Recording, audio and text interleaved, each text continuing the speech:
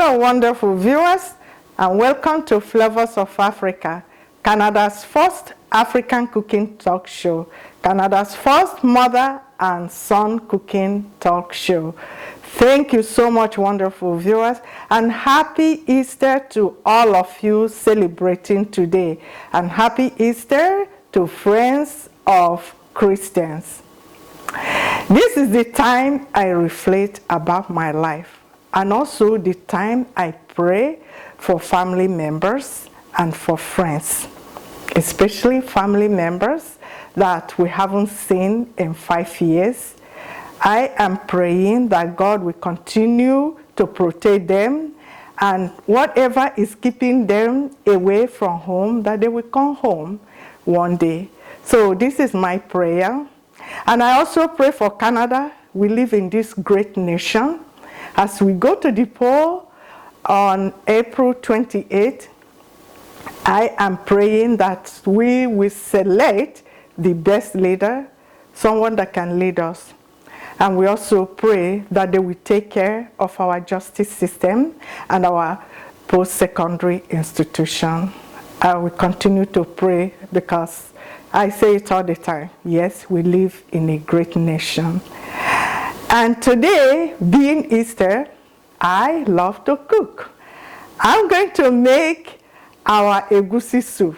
I love Egusi Soup because we make Egusi Soup at every occasion. We have other soups, but I'm telling you that this is the king soup. So that's what I'm making today. And I'm also going to make lamb roast. You will see, it's going to be so delicious. We have egg roast on the side. We have coleslaw. What else do we have? Oh, we have so many things. We have the pando to go with the egusi soup. So, yeah, we're cooking a lot. So, wonderful viewers, please stay tuned as we get cooking.